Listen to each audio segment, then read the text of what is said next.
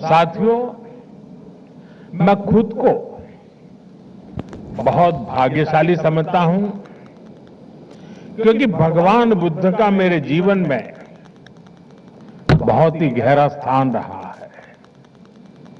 मेरा जन्म जिस वड़नगर में हुआ वो बौद्ध शिक्षा का बहुत बड़ा केंद्र था। जिस भूमि पर भगवान बुद्ध ने अपने प्रथम उपदेश दिए वो सारनाथ आज मेरी कर्म भूमि है। जब मैं सरकार के दायित्वों से दूर था तब भी मैं एक तीर्थ यात्री के रूप में बौद्ध तीर्थ स्थलों की यात्रा करता रहता था। प्रधानमंत्री के रूप में तो मुझे दुनिया भर में बौद्ध तीर्थों में जाने का सौभाग्य मिला है। नेपाल के लुम्बिनी में पवित्र माया देवी मंदिर में नतमस्तक होना अपने आप में अद्भुत अनुभव था। जापान में तोजी मंदिर और किंकाकुजी में मैंने महसूस किया कि बुद्ध का संदेश समय की सीमाओं से भी आगे है। मैं चीन में शियान की बिग बाइल गुंजा पैगोडा में वहां भी गया, जहां से बौद्ध ग्रंथ पूरे एशिया में पहुंचे। वहां भारत की भूमिका आज भी स्मरण की जाती है। मैं मंगोलिया के गंदन मठ में गया तो मैंने देखा कि लोगों की आंखों में बुद्ध की विरासत से कितना जुड़ाव है। श्रीलंका के अनुराधापुरा में जयाश्री महाबोधि के दर्शन करना उस परंपरा से जुड़ने का एहसास था जिसके बीज सम्राट अशोक, भिक्खु महेंद्र और संघमित्रा जी ने बोए थे। थाईलैंड के वाट फो और सिंगापुर के बुद्ध टूथ रेलिक मंदिर की यात्राओं ने भगवान बुद्ध के संदेशों के प्रभाव को लेकर मेरी समझ को और गहराई दी। साथियों, मैं जहां जहां गया मेरा प्रयास रहा कि मैं भगवान बुद्ध की विरासत का एक प्रतीक वहां के लोगों के बीच में जोड़ करके लौटूं। और इसलिए चीन, जापान, कोरिया, मंगोलिया, मैं जहां भी गया बोधि वृक्ष के पौधे लेकर के गया था।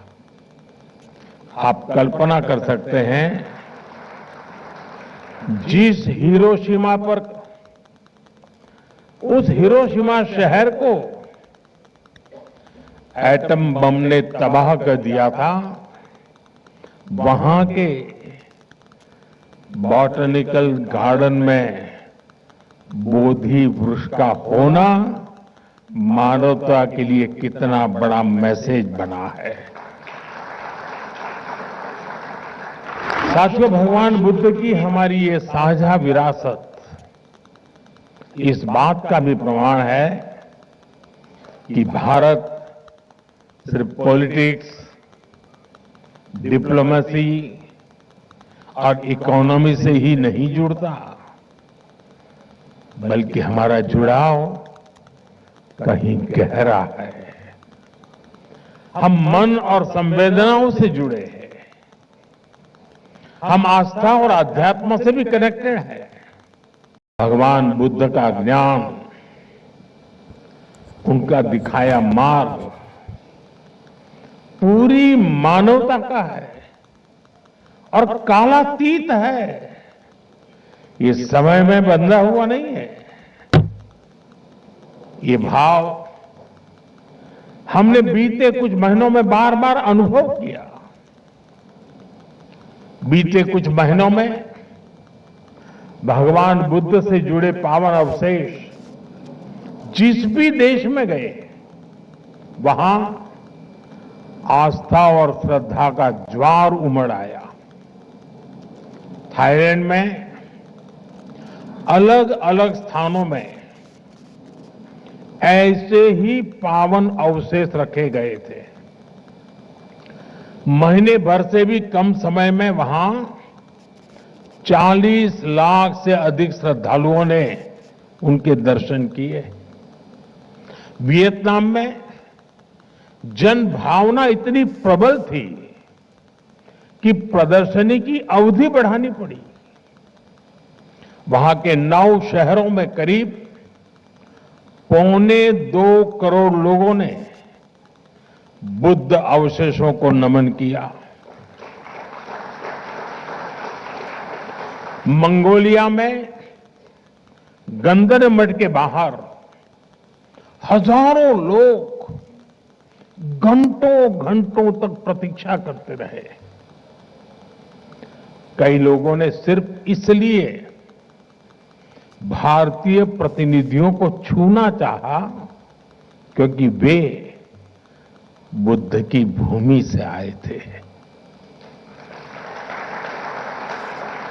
रूस के काल्मिकिया क्षेत्र में सिर्फ एक सप्ताह में 1.5 लाख से अधिक श्रद्धालुओं ने पवित्र रेलिस के दर्शन किए।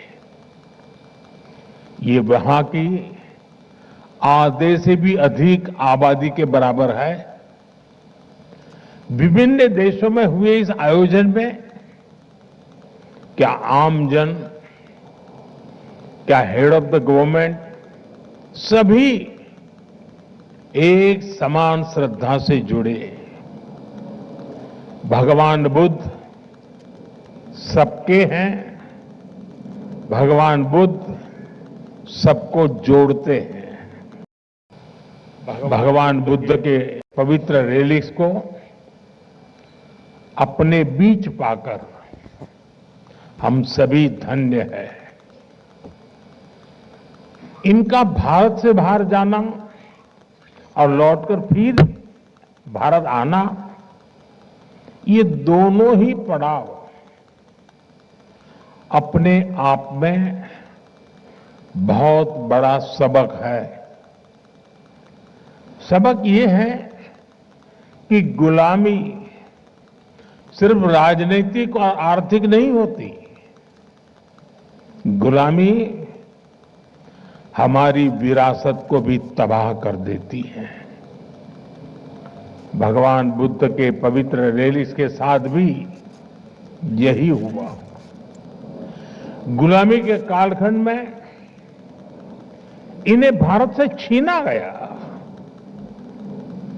और तब से करीब 125 साल तक ये देश से बाहर ही रहे। जो लोग इन्हें भारत से लेकर गए थे,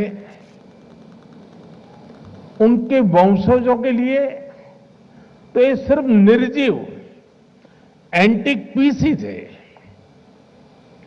और इसलिए उन्होंने इन पवित्र अवशेषों को अंतर्राष्ट्रीय बाजार में नीलाम करने का प्रयास किया। लेकिन भारत के लिए तो ये पवित्र रेलिक्स हमारे आराध्य का ही एक अंश है, हमारी सभ्यता का अभिन्न अंग है।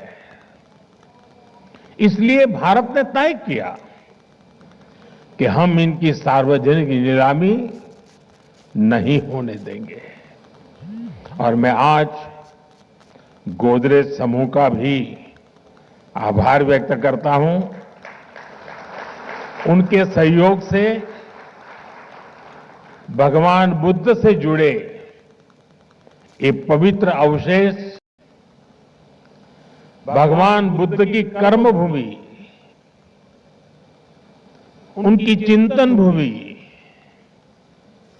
और उनकी महाबोधि भूमि और उनकी महापरिनिर्वाण भूमि पर वापस लौटे हैं। साथियों, भगवान बुद्ध का ज्ञान,